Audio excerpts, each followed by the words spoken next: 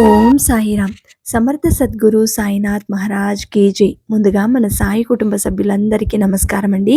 అందరూ కూడా సుఖంగా, సంతోషంగా, ఆరోగ్యంగా బాగుండాలని మనస్ఫూర్తిగా కోరుకుంటూ ఈరోజు వీడియో మొదలు పెడుతున్నాను. ఇక ఈరోజు వీడియోలో బాబా గారు ఏం చెప్పబోతున్నారు అంటే, తల్లి, కొన్ని వేల మంది జీవితాలు నిలబెట్టిన రాళ్ల ఉప్పు పరిహారం ఇది. కేవలం 3 రోజుల్లో నీ కల నెరవేరుతుంది. నిర్లక్ష్యం చేయకుండా నేను చెప్పినట్టుగా నడుచుకోమ్మా అని చెప్పి బాబాగారు ఈరోజు మనందరి కోసం ఒక చక్కటి సందేశంతో పాటు రాళ్ల ఉప్పు పరిహారం చెబుతున్నారండి. మరి ఈరోజు ఈ శుక్రవారం నాడు ప్రత్యేకంగా రాళ్ల ఉప్పు పరిహారాన్ని మీరు ప్రయత్నం చేయవచ్చు. ఎవరి ఇంట్లో అయితే ఆర్థిక సమస్యలతో ఇబ్బందులు పడుతున్నారో, అప్పుల బాధలతో ఇబ్బంది పడుతున్నారో, ఇంకా డబ్బు సమస్య, అతి ముఖ్యంగా డబ్బు లేని కొరత మిమ్మల్ని బాగా పట్టి పీడిస్తున్న ఒకే ఒక్క ఆయుధం డబ్బు. ఈ డబ్బు లేకనే ఎన్నో సమస్యలను ఎదుర్కొంటూ ఉన్నవారు ఉంటారు. మరి ఈ రాళ్ల ఉప్పు పరిహారం ప్రత్యేకంగా చేయాలి. మీ సమస్య తీరిపోయి మీ కల నెరవేరాలి అంటే, ఆర్థిక ఇబ్బందులు తొలగిపోవాలంటే దీనిని గుట్టుగా చేయాలి. ఈరోజు ఈ పరిహారం ఎలా చేయాలో నీకు ఈ వీడియో ద్వారా నేర్పిస్తాను తల్లి. తప్పకుండా శుక్రవారం నాడు ఆచరించవచ్చు. రాత్రి పడుకునే లోపు ఈ పరిహారాన్ని చెయ్యి. ఒకవేళ కుదరలేదు అంటే మంగళవారం నాడు లేదంటే శుక్రవారం నాడు మొదలు పెట్టవచ్చు. తల్లి, నువ్వు ఆత్మవిశ్వాసంతో నమ్మకంగా నన్ను ఏది కోరుకున్నా అది నీకు చేరవేస్తాను. అందులో ఎటువంటి సందేహం పెట్టుకోవద్దు.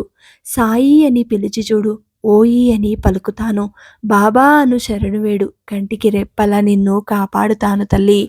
ఎవరైనా వారి భారాన్ని పరిపూర్ణ విశ్వాసంతో నాపై ఉంచితే దానిని నేనే భరిస్తూ వారిని కాపాడుతూ వస్తాను. ఎంతో మంది నన్ను నిందిస్తూనే వారి జీవిత కాలాన్ని వృధా చేసుకుంటున్నారు తల్లి. జీవితం అనేది చాలా చిన్నది. నీకు ఎన్నో గుణపాఠాలను నేర్పిస్తుంది.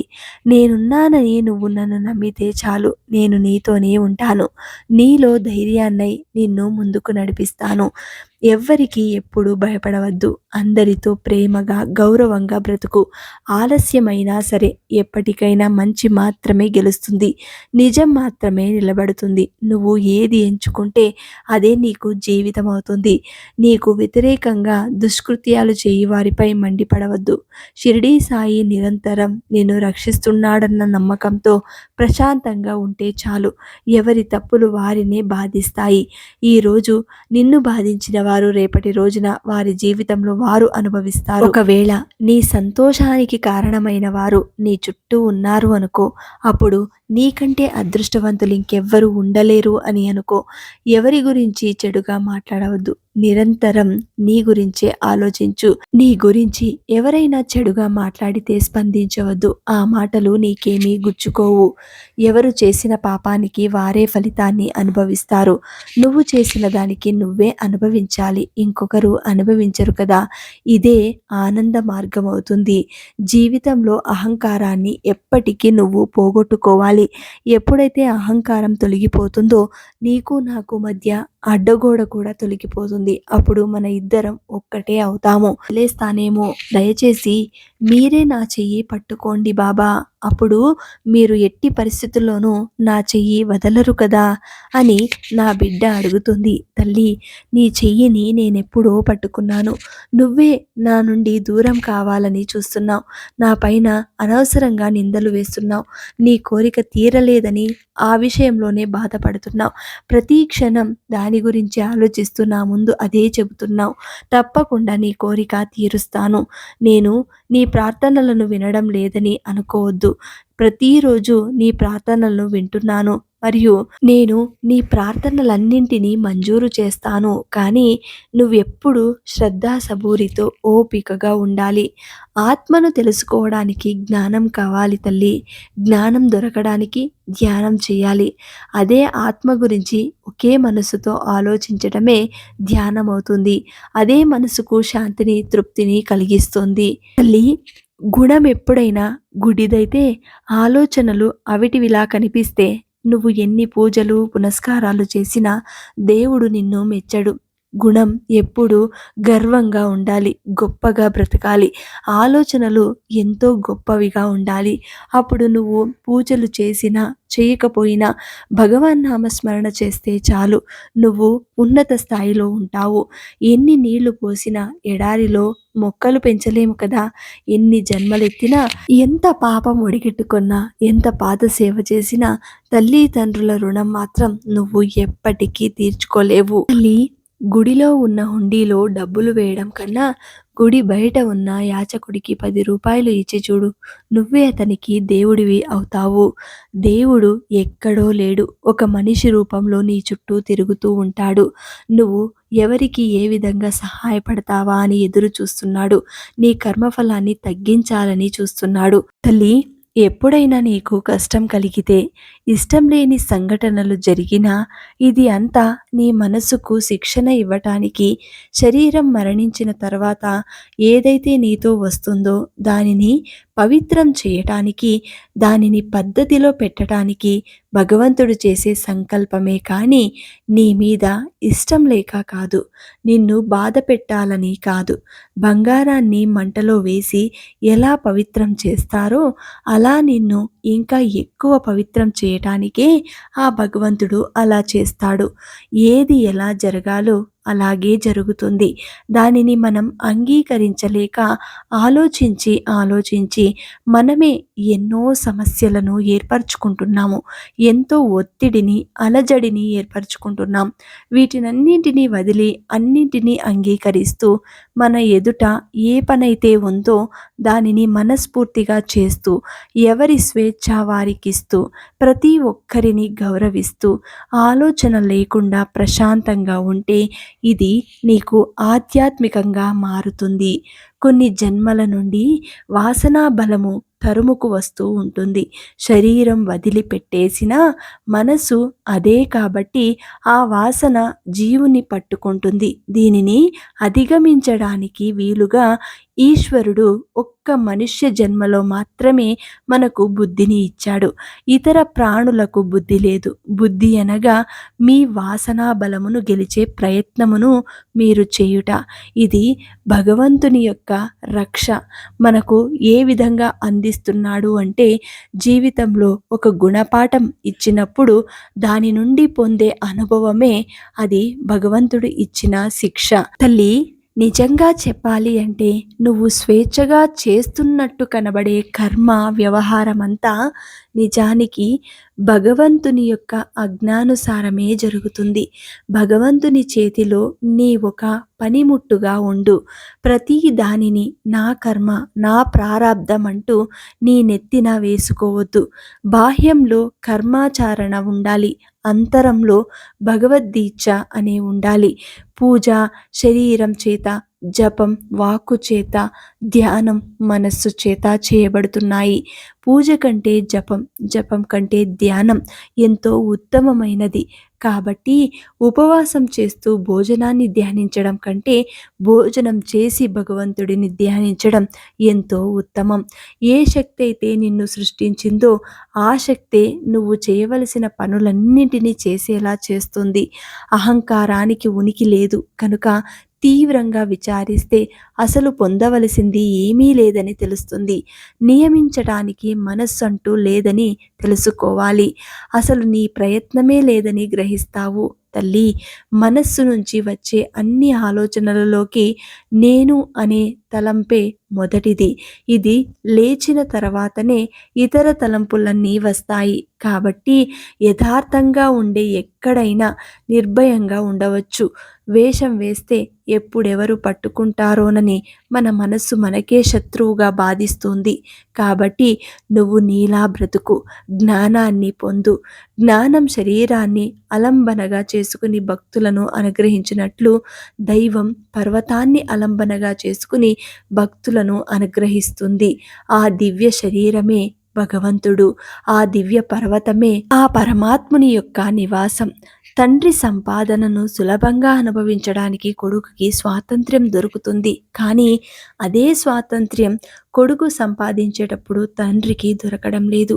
ఈ ప్రపంచంలో తల్లిదండ్రులు బిడ్డలకు బరువవుతున్నారు. అదే తల్లిదండ్రులకు బిడ్డలు ఎప్పటికీ బరువు కారు. కాబట్టి తల్లి, నువ్వు నీ తల్లిదండ్రులను ఉన్నంత కాలం వారిని ఆనందపరిచే విధంగా బ్రతుకు. అంతేకాని వారిని ఎప్పటికీ బాధ పెట్టవద్దు. ఉన్నవారి విలువ ఎప్పటికీ తెలియదు. అదే లేని వారి విలువ వారు లేనప్పుడు తలుచుకుని బాధపడుతూ ఉంటారు. తల్లి, నీకు ఆర్థిక ఇబ్బందులే కాదు, నీ ఇంట్లో ముందుగా నీ ఆలోచన విధానాన్ని మార్చుకోవాలి. నీ ఇంట్లో నెగిటివిటీ అంటే నకారాత్మక శక్తి గనుక ఉంటే దానిని వెంటనే దూరం చేసుకో. అప్పుడు నీ జ్ఞానం పెరుగుతుంది. నీ ఆలోచనలు కూడా మారుతాయి. నీ ఇంట్లో కూడా వాతావరణం సానుకూలంగా మారుతుంది తల్లి.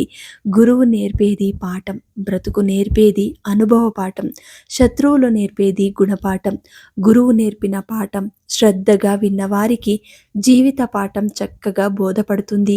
ఈ సాయి చెప్పేది నీ జీవితానికి ఎంతో ఉపయోగపడతాయి. నీ చుట్టూ నిన్ను బాధ పెట్టేవారు ఉన్నా కూడా నువ్వు ఉన్నత స్థాయికి ఎదుగుతుంటే నిన్ను చూసి ఓర్వలేని వారు ఎప్పటికైనా వారు అలాగే ఉండిపోతారు. వారు నీ స్థాయికి ఎప్పటికీ చేరుకోలేరు.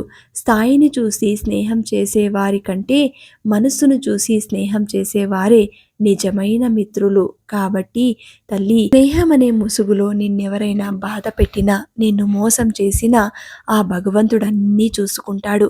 ఎంతటి వారైనా సరే ధర్మ మార్గాన్ని తప్పితే కీడు మాత్రం తప్పదు.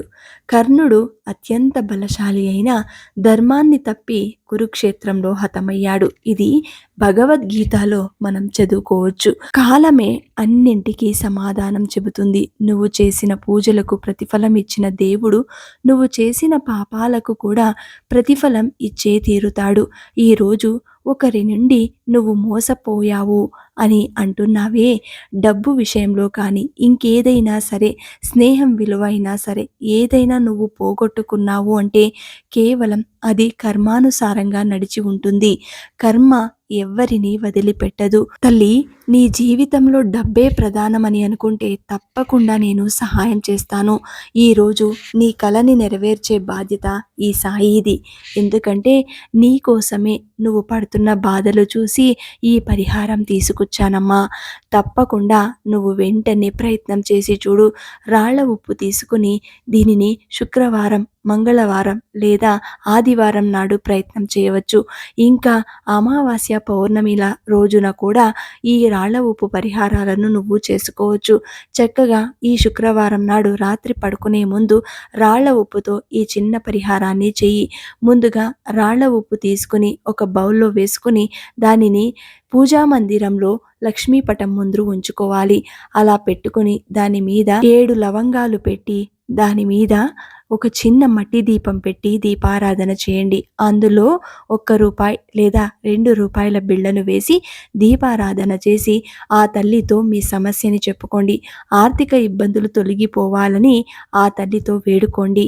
రాళ్ల ఉప్పు దీపం నీకున్న ఆర్థిక ఇబ్బందులన్నింటినీ తొలగిస్తుంది. తల్లి, ప్రతిరోజు నువ్వు పడుకునే ముందు ఒక చిన్న బౌలులో ఉప్పు పెట్టుకొని పడుకో. పక్కన అలా ఉంచి పడుకుంటే ఏదైనా నకారాత్మక శక్తి ఉంటే నీ ఇంట్లో దూరం అవుతుంది. దానిని ఉదయం లేవగానే ఎక్కడైనా పారే నీటిలో వదిలేసే, లేదంటే చెట్టు మొదట్లో వేసేయవచ్చు. ఈ విధంగా ప్రతిరోజు చేస్తూ ఉండు. ఇంకా నువ్వు స్నానం చేసే నీటిలో కొద్దిగా ఉప్పు వేసుకో. అలాగే ఇల్లు తుడిచేటప్పుడు కూడా కొద్దిగా రాళ్ళు ఉప్పు వేసుకుని తుడిచినట్లయితే ఇంట్లో ఉన్న నకారాత్మక శక్తి దూరం అవుతుంది. ప్రతిరోజు ఇలా చేస్తూ ఉండాలి.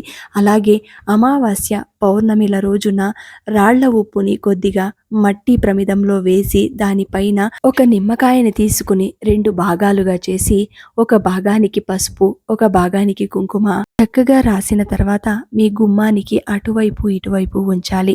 ఈ విధంగా అమావాస్య రోజు అలాగే పౌర్ణమి రోజున చేయవచ్చు.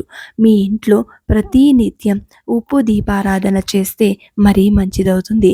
కాలం కలిసి రాకపోతే జీవితంలో ఎన్ని సమస్యలైనా మీకు పెద్దవిగానే కనిపిస్తుంది.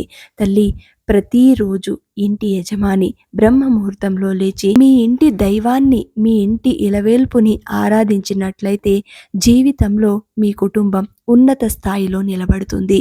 ఇంటి నుండి బయటకు వెళ్ళే సమయంలో నుదుటిన కాస్త కుంకుమ బొట్టు లేదంటే విభూతిని ధరిస్తే నరదోషాలు తొలగిపోతాయి, సకల శుభాలు కూడా ప్రాప్తిస్తాయి తల్లి. ప్రతి శుక్రవారం నాడు లక్ష్మీ గణపతిని పూజించి ఎర్రటి పూలను సమర్పించి నైవేద్యంగా కొన్ని ద్రాక్ష పళ్ళు పెట్టి మీరు పూజ చేసుకున్నట్లయితే అభివృద్ధి చెందుతారు జీవితంలో ఆర్థికంగా. ప్రతిరోజు నిద్రించే ముందు గురు చరిత్రలోని ఒక అధ్యాయాన్ని, కనీసం ఒకటంటే ఒక్క అధ్యాయాన్ని పారాయణం చేసి చూడండి. ఎల్లకాలం మీరు ఆరోగ్యంగా ఉండగలుగుతారు. ఉదయం లేచిన వెంటనే మీ అరచేతిని చూసుకుని భగవంతుణ్ణి తలుచుకోండి. మీ మనస్సుని లగ్నమై చేసే ఏ పనైనా సరే మిమ్మల్ని ఉన్నత స్థాయిలోనే ఉంచుతుంది. తల్లి, నువ్వు చేసే పని ఏదైనా సరే ధర్మబద్ధంగా ఉన్నదైతే ఆ భగవంతుడు ఎప్పుడూ నీకు వెన్నంటే ఉంటాడు. ఈ సాయి చెప్పింది చేస్తాడు. తల్లి, ఈ సాయి చెప్పింది అర్థం చేసుకుని ఆచరించు. నువ్వు కోరుకున్నది నిజమవుతుంది. నీ కల కూడా నెరవేరుతుంది. ఎన్నో రోజులుగా అడుగుతున్న కోరిక నెరవేరుతుంది. ముందు ఇలాంటి చిన్న చిన్న విషయాలలో కాస్త జాగ్రత్తగా ఉండి నీ ఇంట్లో ఎలాంటి కష్టము రాకుండా కాపాడుకో అని చెప్పి బాబాగారు ఇలాంటి సందేశం మనకు అందించారండి.